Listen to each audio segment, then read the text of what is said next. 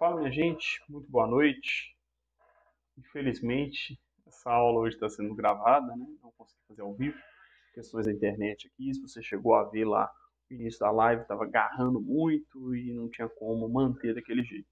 Então eu preferi parar a transmissão, fazer a gravação, né? E depois postar para vocês, claro, tá bom? Então, infelizmente, a aula vai sair um pouco mais tarde, mas eu vou substituir lá, né, o link da live, vou enviar de novo. Por isso é importante, né, você se inscrever no grupo do WhatsApp, do Telegram, né? Lembrando que eu falo grupo, né, mas na verdade são listas de transmissão, né? O Telegram é canal, no WhatsApp é um grupo, mas ninguém vê. Você está lá, ninguém tem acesso aos seus dados. Só eu mesmo, né, que posso enviar as coisas ali e saber quem são os membros, tá bom? Por isso que é muito importante. Os links estão aí na descrição, beleza? E hoje a ideia, então, é a gente falar um pouquinho de disciplina e hábito de leitura. Que não necessariamente é a mesma coisa. Disciplina não é necessariamente a mesma coisa que hábito. Aliás, não é a mesma coisa que hábito, né? É claro que um pode levar ao outro, mas não necessariamente. Então, nós vamos fazer essa distinção e depois vamos comentar um pouquinho sobre a literatura básica, né? Claro que não é nossa intenção aqui esgotar as obras e tal, é apresentar para vocês livros básicos para a gente ter aí um fundamento teórico, para a gente conversar sobre esses assuntos da modernidade, né? Sobre essas ideias aí da modernidade, tá bom? Então a ideia é que a gente tenha aí uma bibliografia básica para a gente conversar sobre os assuntos que falamos aqui nessa série de lives sobre a modernidade, beleza? E aí, claro, se você quiser aprofundar nos estudos, considera assinar o curso Conservando as Boas Ideias, que é um curso de formação em filosofia. Eu tenho dois cursos, né? O curso de Conservando as Boas Ideias, que é um curso de formação em filosofia, e o curso em Defesa da Fé, que é um curso de formação em teologia, teologia bíblica e teologia e apologética cristã, tá bom? Apologética e filosofia cristã, tá bom? Então você considera ingressar, e caso você esteja interessado na ideia da fé, tem um teologia, caso você esteja interessado na filosofia, tem aí Conservando as Boas Ideias. Beleza? Muito bem. Então vamos lá. Primeira coisa, então, o que é hábito? O que é disciplina? O hábito, gente, é aquilo que você faz, que você tem costume de fazer. O hábito está muito ligado a costume, tá? E nesse sentido, muito ligado ao que você tem prazer, tem satisfação em fazer, tá bom? Então você tem o hábito lá, sei lá, de tomar café, o hábito de comer alguma coisa, né? Comer uma maçã, por exemplo. Eu tenho o hábito de comer uma maçã depois do almoço. Beleza. Pode existir disciplina nisso? Pode. Claro que pode. Né? O que é disciplina? Disciplina é aquele hábito ou aquela atividade que você faz dentro da sua rotina de uma maneira sistematizada. O hábito não tem esse caráter sistemático. Ok? Esse caráter de querer atingir um fim. Atividade física, por exemplo, geralmente a gente tem que se disciplinar. Primeiro porque ela não gera muita satisfação. Pelo menos não no começo. Tá? Então você vai se força, você sistematiza aquilo, você cria regras, você coloca horário e assim por diante. Não é? Ao passo que o hábito nem sempre vai ter essa sistematização. Ok? Essa é a diferença da disciplina para o hábito. O mero hábito é aquilo que se forma de maneira orgânica. Obviamente, você pode transformar um hábito em disciplina. E, naturalmente, a disciplina pode se tornar um hábito. Você, atividade física, por exemplo, você começou a fazer, muita gente fala que isso acontece, você tomou gosto por aquilo, aquilo se tornou um hábito, se tornou orgânico na sua vida. Você passou a sentir falta nos dias que você não fez. Obviamente, pode. Mas, um vai se tornar o outro, tá vendo? Não é a mesma coisa. O hábito está ligado a uma questão mais orgânica, que você desenvolve por causa de satisfação, por causa de gosto, de interesse e assim por diante. Você tem um hábito de assistir séries, você tem um hábito de comer alguma coisa. E, por outro lado, você pode também disciplinar certos hábitos. Tá bom? O hábito, inclusive, pode estar ligado a vícios. Você pode ter hábitos que não são bons para você, que não te fazem bem. Pode, sem problema nenhum. Você pode ter hábitos que não são bons, que não são razoáveis. Tá? É perfeitamente possível que isso aconteça, tá? Não é absurdo pensar que você possa ter hábitos que não são bons. A gente chama de vícios. Aí, claro que eles não serão disciplinados, obviamente, né? Até porque a ideia é que você se livre deles, não que você os sistematize, tá? Dito isso, gente, vamos então falar um pouquinho especificamente sobre a questão da leitura. Hábito de leitura não é necessariamente disciplina de leitura ou disciplina de estudo. Geralmente quem pensa em disciplina de leitura está pensando em disciplina de estudo. Por exemplo, eu tenho um hábito de leitura? Tenho. Tenho disciplina? Nem tanto. Nem tanto. Eu não sou tão disciplinado assim, tá? Eu procuro ter uma hora de leitura, mas é onde dá na minha agenda. Eu chego em casa, eu leciono de manhã, chego em casa, eu tenho que falar um pouquinho com minha filha, para ajudar minha esposa e tal, e às vezes eu vou ler de tarde, mas eu lia de manhã. Às vezes ela dormiu, eu estava em casa pela manhã, foi um feriado, foi um final de semana, de manhã eu estava em casa, a menina estava dormindo, enfim, eu li de manhã, né? E eu leio também qualquer tempo vago que eu tenho, né? Às vezes, final de semana, eu estou ali de bobeira e vou ler um pouquinho, né? Momentos que eu estou ocioso, eu vou ler. Por quê? É hábito. Não necessariamente disciplinado, tá? Agora, quanto à leitura, se você for pensar, aí tem uma disciplina que é o meu trabalho. Então, tenho dias na semana que eu tiro para fazer plano de aula, que eu tiro para estudar filosofia. Aí a disciplina, ela é, eu diria, fundamental, ok? Então veja, a disciplina na leitura, ela é fundamental quando a gente está falando de estudo, quando a gente está falando de literatura técnica, ok? Agora, a leitura é, por hobby, por prazer, não necessariamente precisa de disciplina, precisa de ter hábito. Porque a leitura mesmo de romances, de ficção, ela é uma literatura fundamental, gente. Ok? Por quê? Quanto mais você lê, você adquire vocabulário, você adquire clareza de raciocínio, você melhora seu raciocínio lógico, você melhora a sua velocidade de raciocínio. Pode observar que pessoas que leem, elas conseguem compreender discursos, aulas, muito mais rápido do que uma pessoa que não lê. Isso é real, tá? Você pode observar isso empiricamente na sua escola, na sua faculdade, no seu trabalho. Pessoas que têm hábito de leitura têm um raciocínio mais rápido e mais claro também. E aí, não necessariamente tem que ler a literatura técnica dele. A leitura já ajuda nisso, ok? Qualquer leitura. Não precisa ser a leitura técnica da sua área de atuação, tá? Ler clássicos da literatura, romances, contos, tudo isso, poesia. Né? Poesia, então, né, com o nível de lirismo, de abstração que ela tem, né, você tem ali um material extraordinário para fortalecer a mente, a percepção do discurso, a interpretação, o vocabulário. Claro, não é uma poesia de qualidade, né, gente? Essas poesias boba que passam a existir. Eu até comentei isso quando eu falei da arte, né? Na modernidade. Poesia concreta, formar de ouro, isso aí é bobagem. Eu falando de poesias de verdade. Bons poetas. Tá? E aí, isso é maravilhoso. Tá bom?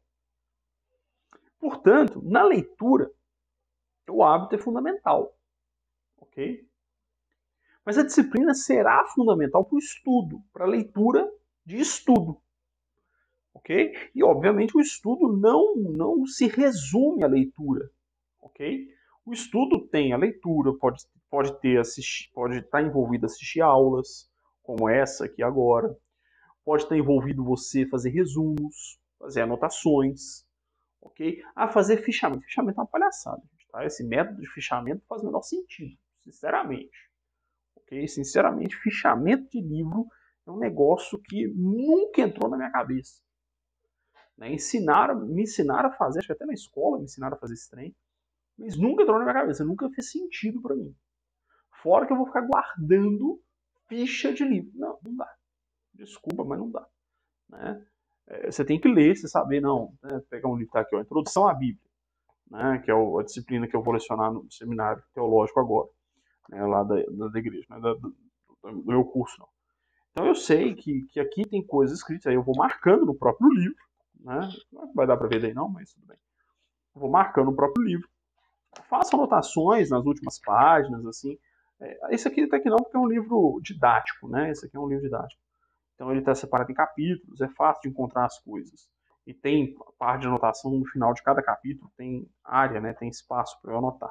Mas um livro, que é um livro mais técnico, aqui, ó, tem um aqui. Não, esse não. Esse aqui, ó. Introdução à Cosmovisão Cristã. Né? Então eu vou e faço anotações aqui, ó, a página que tá, para eu achar mais fácil, né, de algumas ideias que eu achei interessante, né? Faço as anotações no livro, né? É isso aqui, gente. O estudo é isso.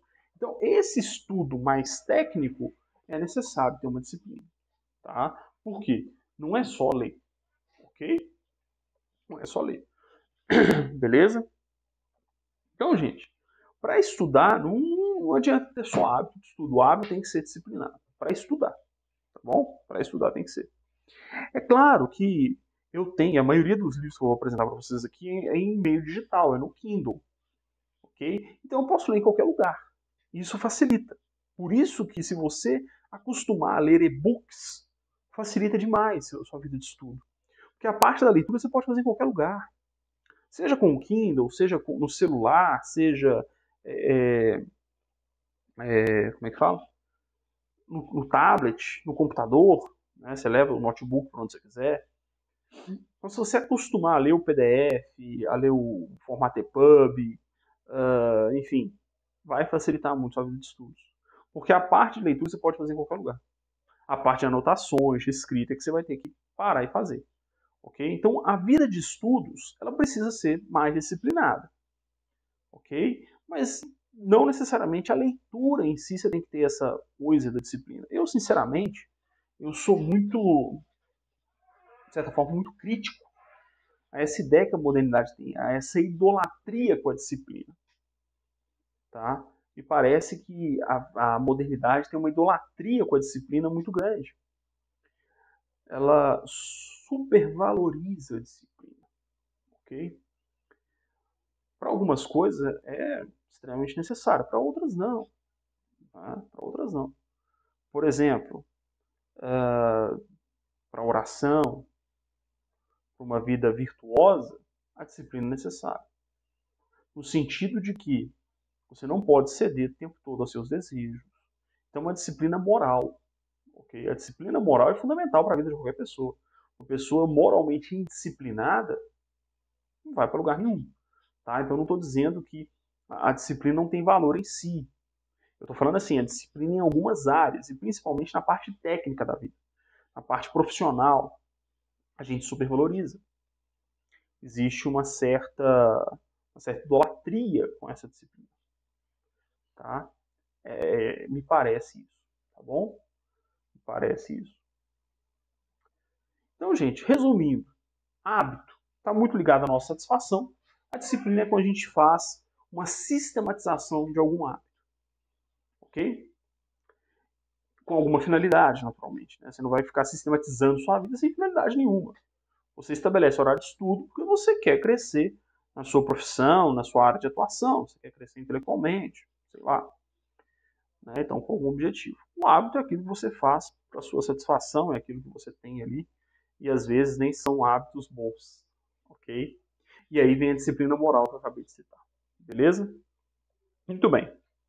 Dito isso, gente, eu quero comentar rapidamente aqui essa bibliografia que eu coloquei, né? Está na descrição todos os links. Ok? Caso você queira adquirir os livros, a gente ganha uma comissão, né? Eu ganho uma comissão aqui por indicar. Você comprar pelos links aí que eu deixei na descrição e estão também nos grupos do WhatsApp e do Telegram. Também estão lá, beleza? O primeiro livro é As Ideias Têm Consequências, do Richard Weaver. Esse livro, ele é, na minha opinião, extraordinário. Tá? Extraordinário. Sério. Porque ele é algo assim é que eu vou dizer? Ele traz para a gente uma ideia. Vou pegar aqui, pegar ele aqui, para a gente poder visualizar aí, pra vocês verem pelo menos a capa, né? Pelo menos a capa dele, vocês poderem ver. Pelo menos dar uma olhada na capa, né?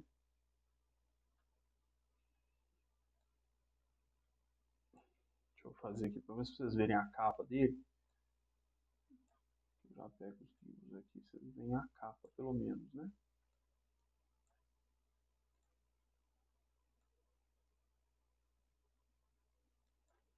Eu mostro para vocês a capa. Vamos lá, então. Aqui, ó. As ideias têm consequências do Raver, tá? Aqui está pela E Realizações, tá bom? E esse livro, então, ele vai ser o seguinte. Ele vai trazer para vocês a ideia de que, ao contrário do que a gente pensa, do que a gente julga, né? As coisas têm, o pensamento, as ideias, elas têm consequências no mundo real, no mundo prático, tá? Não é uma coisa assim que, tem nada a ver. Não, elas têm consequências no mundo prático, gente, tá? Elas moldam a nossa forma de pensar e de viver, ok? Então, assim, esse livro tira a gente daquela ideia de que, como é que eu vou dizer? Tira a gente daquela ideia meio boba, meio besta, né? De que a, a, a, os filósofos, né, só ficam pensando coisa nada a ver, aquela coisa toda. Não, é muito real isso, sabe? É muito real mesmo, beleza? Então, esse livro traz para essa realidade, beleza? O segundo livro, e esse aqui eu acho que para entender a modernidade, eu falei disso nas últimas aulas, né? Não sei se na última ou na penúltima. A Invasão Vertical dos Bárbaros. Mário Ferreira dos Santos, um dos principais filósofos brasileiros, talvez o principal nessa parte de filosofia sistemática, né? Elaboração de pensamento sistêmico. E ele apresenta como que a nossa cultura está se deteriorando. Isso é extraordinário, é necessário demais, tá? Muito necessário, tá? Então, assim, é importantíssima a percepção que o Mário Ferreira dos Santos nos traz. Inclusive, ele foi escrito na década de 60, né? A primeira edição dele é da década de 60, e ele é atual até os dias de hoje, beleza? O terceiro livro da lista é um livro do Chesterton, Gilbert Keith Chesterton, né? G.K. Chesterton. É um autor britânico, e ele traz nesse livro O Homem Eterno, ele traz algo que, assim, na minha opinião... Peraí, gente. Fiz bobagem, né? Mas não tem problema não. Pronto, tirei aqui o quadrado. Onde estava a parte do livro. Ele traz pra gente algo maravilhoso, gente. Maravilhoso. Por quê? Ele traz a percepção de que nós somos frutos da história. Nós somos frutos da própria história, gente. Por isso o homem é eterno. Tá? Por isso é o homem eterno. Beleza? Não por outro motivo. Ele vai lá na pré-história, ele vai trazendo essa ideia de continuidade, né? de transmissão de conhecimento, de acúmulo de conhecimento, de tradições, assim por diante. Beleza? É um livro também indispensável para a compreensão da realidade. Beleza? O terceiro, esse aqui, também só tenho ele, eu só tenho ele em e-book, tá? Também, né? Só tenho em e-book. Não consigo pegar aqui a imagem dele. Mas o livro é As Grandes Obras de Platão, tá? É um box, né, com todas as obras do Platão, as principais, pelo menos. Mas o que eu quero indicar aqui, nesse livro, né, de Platão, é, na verdade, o diálogo Eutfron, que, né, nessa edição é o primeiro diálogo, Eutfron, Apologia de Sócrates, e o terceiro, que é Criton. Por que esses três? No Eutfron, Platão está discutindo a relação do homem com Deus. Na verdade, Platão não, Sócrates, né? O diálogo de Sócrates com Eutfron. Eles estão discutindo, então, o que é a piedade, qual que é o bom relacionamento com Deus, com os deuses, né? Na verdade, Sócrates ele era monoteísta, então várias vezes ele vai falar o Deus, né? A Apologia de Sócrates é o registro do discurso de Sócrates se defendendo diante do Tribunal de Atenas. Então, é algo assim maravilhoso. Ele vai falar sobre a morte, ele vai falar sobre os valores, né, a justiça, que ele se considera mais justo mesmo morrendo. Ele não considera a morte como a pior coisa que possa acontecê-lo, né? Ou seja, o Euthyphron ele já fala sobre isso, que ele prefere sofrer a injustiça do que praticar a injustiça. Aquele que pratica a injustiça, ele é mais infeliz ou menos afortunado do que aquele que sofre a injustiça, mesmo sendo uma condenação injusta à morte, né? Ele vai falar da relação dele sobre a morte. E o terceiro, que é o Criton, né? O Criton é o nome de um amigo do Sócrates que vai até a prisão depois da condenação de Sócrates tentar convencê-lo a fugir. E ele explica por que não deve fugir, porque não seria justo fugir, né? Ele vira para ele, olha, devemos analisar. Inclusive, nesse diálogo do Criton, ele fala assim, olha, eu não faço nada que a minha consciência não diga que é o melhor a ser feito.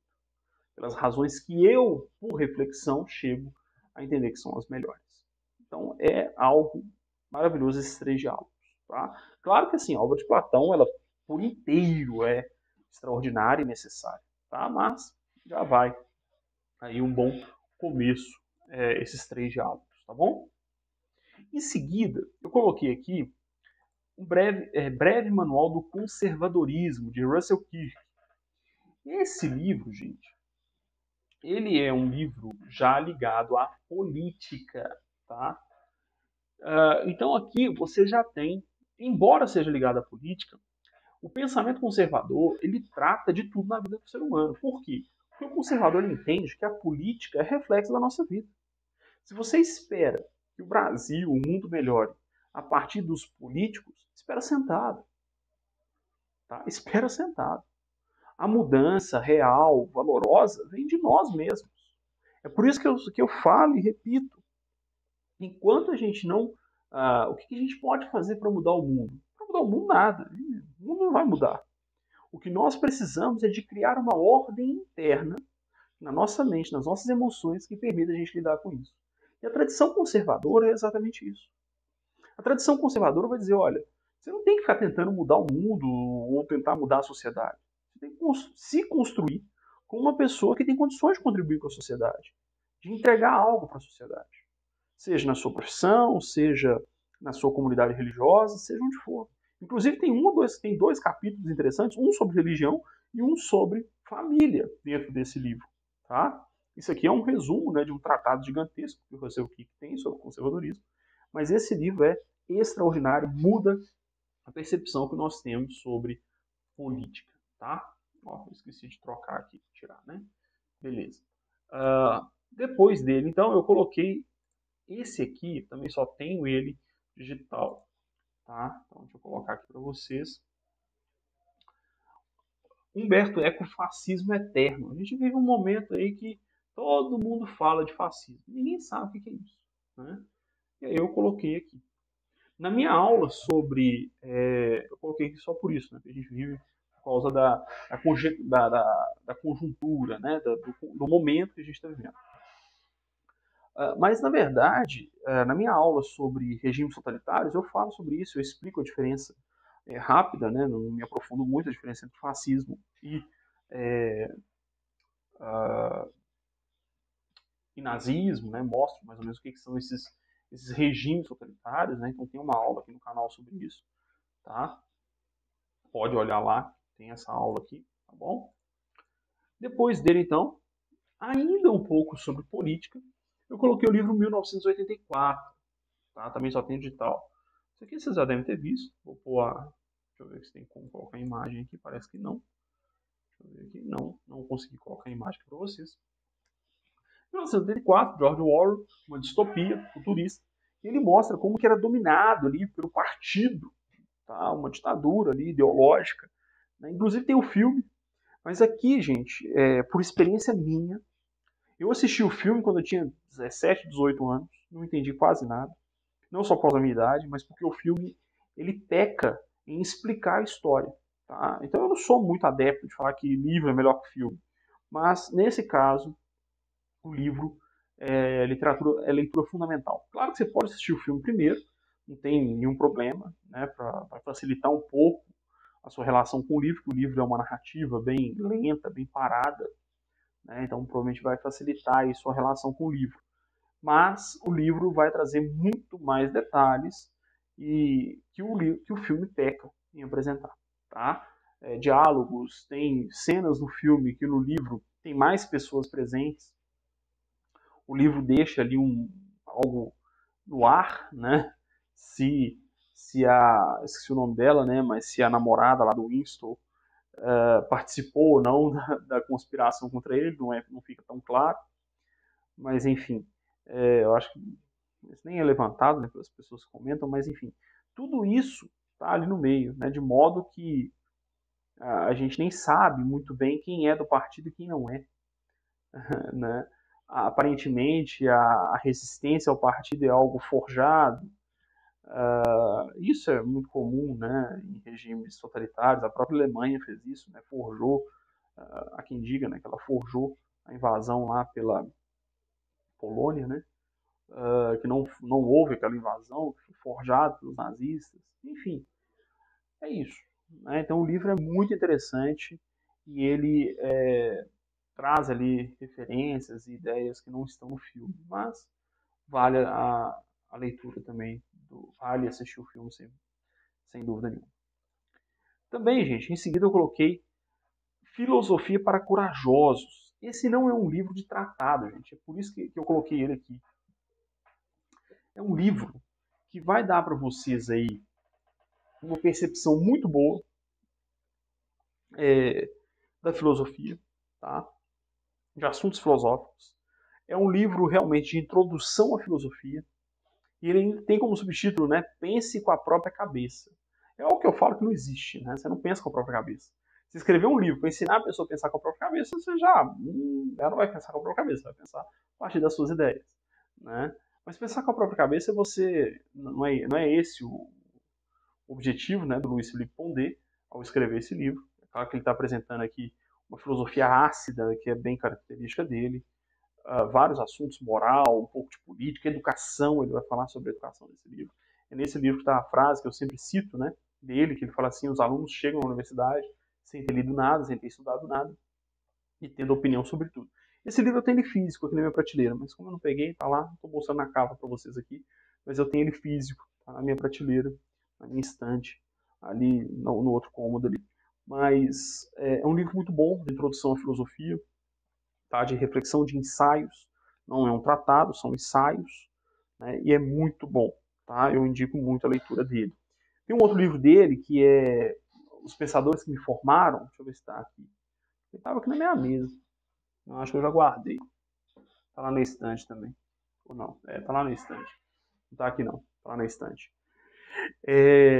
Que é muito bom também. Aí já é um livro um pouco mais técnico, tá? Um pouco mais robusto sobre filosofia, mas que eu também indico, vale muito a pena a leitura. Tá? Não está aqui na lista, não, mas eu coloquei esse porque é um livro mais introdutório da filosofia e eu achei interessante ter ele aqui na lista, porque ajuda muito a gente a pensar as obras do Pondé, não só essa, como outras, ajuda muito a gente a pensar a modernidade. Inclusive eu coloquei um segundo aqui, que é Contra um Mundo Melhor. Eu tenho, não é essa edição que eu tenho, essa aqui é a edição mais recente que eu vou pôr para vocês aqui, tá?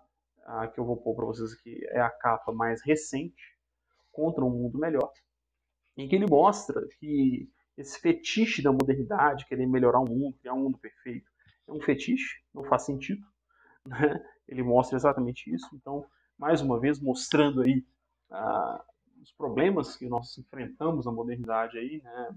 Meio paranoia da modernidade, né?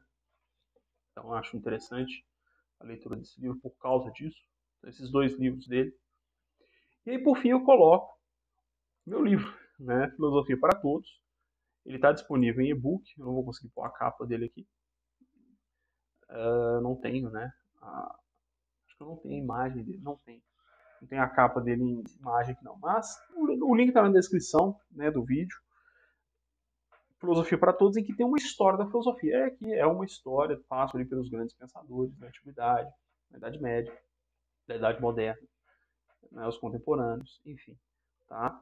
É um livro que eu tento traçar ali essas principais questões da filosofia, tá bom? E por último, gente, eu coloquei 2 tratados, que é a Política de Aristóteles e o Príncipe de Maquiavel. Por quê? Hoje em dia a grande pauta é política e direito, essas coisas. Então esses 2 livros, Política é uma análise das constituições, né? Claro que é um tratado, já é mais técnico, isso é para quem realmente quiser se aprofundar, né, na filosofia. Mas o Príncipe de Maquiavel já é uma relação do poder. Ele eu acho importante a leitura, mais do que política, tá? A não ser que você vá assim, né, se enveredar para o estudo da filosofia, aí sim, tem que ler Aristóteles, não só política, mas principalmente ética nicômaco, metafísica. Porque se você quiser se aprofundar, né, você vai perceber que a política, na verdade, como eu já falei, é um reflexo do que a gente se forma, né? Então não adianta só estudar a técnica, né, só estudar a burocracia, não adianta. Mas o Príncipe de Maquiavel, você tem ali Maquiavel falando sobre o poder, sobre o governo, sobre a prática, né? E qualquer governante que queira se manter no poder, ele vai fazer atos um tanto duvidosos. Tá? Talvez, né, um pouco, não é bem isso, mas é um pouco nessa linha a reflexão que Sócrates faz no discurso dele, Apologia a Sócrates. Né? Quando ele fala, né, que ele foi conselheiro, ele esteve lá no conselho, no Senado, né, o conselho ateniense lá, um conselho lá não é o Senado, o Senado romano, era um conselho, mas que se ele ficasse lá, né, ele não ia conseguir tomar as decisões, fazer as coisas, porque ele não ia contra a consciência dele, né? Ele ia desagradar muito mais gente do que ele já desagradou como pensador, né? Olha só pra você ver. Então, assim, a política, quem ama, quem quer permanecer no poder, né, acaba dando os anéis para não perder os dedos. É assim que funciona. Tá? E o Maquiavel é muito claro nisso, né? De mostrar que o governante que quer ficar no poder, ele vai ter que ter uma moral meio volúvel, né, por assim dizer. Tá? Infelizmente. Mesmo sendo um monarca, né, Maquiavel fala de destruir a família anterior, né, quando se toma o poder, essas coisas. Tá? Bom, então esses livros, gente, são os que eu considero aí úteis para a gente entender um pouco e criar já um pouco de repertório para a gente poder conversar sobre os assuntos da modernidade, tá bom? Eu tentei colocar aqui coisas assim sobre política, sobre moral, sobre um pouco de literatura, 1984, mas assim, claro que não vai esgotar, tem muito mais coisa, tá? Ler romances, fantasia, tudo isso ajuda na nossa percepção da realidade, ajuda na percepção moral, tá? Ética Nicômaco é uma leitura extraordinária, necessária, tá? Então tudo isso é importante, beleza? Mas fica aí essa indicação, fica aí essa reflexão sobre discipulado e disciplina e hábito, tá? E como criar isso, gente? Aí é com você mesmo, tá? É você se forçando, é você percebendo o valor que isso tem. Na minha experiência pessoal, como que eu aprendi, criei o hábito da leitura? Eu percebi que isso era bom. Eu passei a ter prazer na leitura. Tá? Primeiro, o fato de que eu aprendia muita coisa, né? De que eu conseguia ter mais repertório, falar, conversar, né? E depois isso foi criando um prazer em mim. Eu descobri o prazer da literatura um pouco mais tarde. Eu comecei lendo filosofia, né? Eu descobri que a filosofia me encantava, os problemas filosóficos me chamavam a atenção. E depois eu descobri que a literatura também é encantadora. Eu fui ler livros de ficção. Eu já li alguns. Agora eu estou terminando a leitura do Hobbit, né, do Senhor dos Anéis, que é muito bom, diga-se de passagem. Se você não leu, eu comecei a ler Silmarillion. Não é Silmarillion que você tem que ler primeiro. Tem que ler primeiro que o autor publicou primeiro, né, que é o Hobbit. Tá? Você vai ler ele primeiro. E é muito bom. Você começa a ler por ele, você vai ver que é muito interessante, é muito gostosa a leitura, é muito prazerosa. Você vai, em algum momento, você vai. Hoje eu já troco perfeitamente, assim, prontamente, uma série, um filme, por uma boa leitura. tá? E eu espero que você chegue nesse patamar também, beleza? De trocar uma série, um filme por um bom livro, beleza? Então é isso. Desculpa mais uma vez, não consegui fazer a live. Semana que vem a gente volta, né? Semana que vem eu quero comentar um filme que eu assisti recentemente, que é Ben-Hur. Né? Ele é um tanto antigo, mas eu assisti, né, recentemente. E tem um livro também, mas eu só assisti os filmes. Né? E eu vou comentar. Vou assistir a versão nova, né, que foi feita agora recentemente. Assisti a versão de 1960, lá, 62, sei lá. E quero assistir a nova versão e aí a gente conversa semana que vem sobre esse filme que é extraordinário, né? O filme Ben-Hur e a religião política. Né? Esse vai ser o título, tá bom? Então é isso. Você que assistiu, que Deus o abençoe. Até semana que vem. Deixe nos comentários aí suas dúvidas, suas impressões, suas críticas. Isso é muito bom para nós, tá bom? Curte, comente, compartilhe, se inscreva. Ajuda muito o nosso canal, beleza? Grande abraço, que Deus abençoe e até semana que vem.